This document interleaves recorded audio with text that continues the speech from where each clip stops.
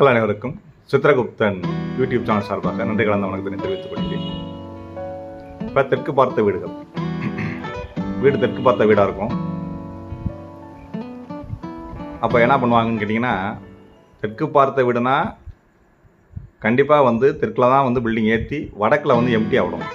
ஆனால் நிறையா பேர் பண்ணக்கூடிய மிகவும் பெரிய தப்பு என்னன்னு கேட்டிங்கன்னா, தெற்கு பார்த்த வீடுகள் வடக்கில் பில்டிங் ஏற்றி கட்டிடுறாங்க, முன்னாடி ஏகப்பட்ட இடம் காலியாக விட்டுறாங்க. கிட்டத்தட்ட நான் நிறைய வீடு பார்த்துருக்கேன். ஒரு 10 அடி முன்னாடி இடம் காலியாக விட்டுருக்காங்க. அப்போ கன்னி மூலையில் கரெக்டாக செப்டி டேங்க் போட்டுறாங்க, டாய்லெட் போட்டு அங்கேயே செப்டி டேங்க் போட்டுறாங்க. கன்னி மூலை அக்னி மூலையில் டாய்லெட் போட்டு அங்கேயே கீழே செப்டி டேங்க் போட்டுறாங்க. ஒரு இடத்த வடக்கும் தெற்குன்னு பிரித்தோம்னா, ஒரு எம்டி இடத்த ஒரு இடத்த வடக்கு தெற்கு அப்படின்னு பிரித்தோம்னா, தெற்கு சைடு எந்த பள்ளமும் வரக்கூடாது. அதுதான் விதி. இதை மீறி இவங்க என்ன பண்ணிடுறாங்கன்னா, வடக்கில் பில்டிங் ஏற்றிடுறாங்க, தெற்கில் செப்டி டேங்க்கு சம்பு போட்டு காரை முன்னாடி கேட்டை முன்னாடி பெரிய கேட்டாக போட்டு காரை முன்னாடி நிப்பாட்டிடுறாங்க. ஒரு 10 அடி 15 அடி இடம் கேப் இருக்குது. அதுக்கு பின்னாடி வீடை நல்லா வடக்கில் ஏற்றி கட்டிடுறாங்க.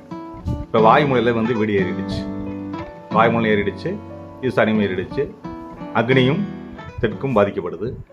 4 மூலையும் ஆட்டோமேட்டிக்காக பாதிக்கப்படுது. அங்கே ஏறிடுச்சுன்னா இங்கே மொத்தம் 4 மூலையும் பாதிக்கப்படுது. வாயும் பாதிக்கப்படுது, ஈசானியும் பாதிக்கப்படுது, தென்கிழக்கு அக்னி மூலையும் பாதிக்கப்படுது, தென்மேற்கு மூலையும் பாதிக்கப்படுது.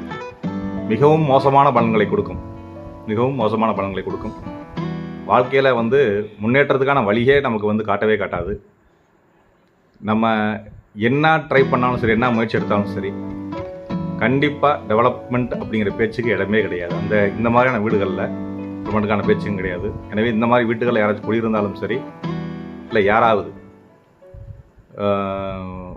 அந்த வீடை வச்சுருந்தீங்கன்னா, சொந்தமாக வச்சுருந்தாலும் அதை விற்றுருங்க. குடியிருக்கிறவங்க வீட்டை விட்டு வெளியே வந்துடுங்க. அந்த வீடு மிகவும் மோசமான விளைவுகளை கொடுக்கும். ஏன்னா மக்கள் அனைவரும் இந்த வாஸ்துவினுடைய விதிகளை புரிந்து கொண்டு தங்களுடைய வீடுகளை அமைத்துக் கொள்ளுமாறு மிகவும் வேண்டி விரும்பி கேட்டுக்கொள்கிறேன்.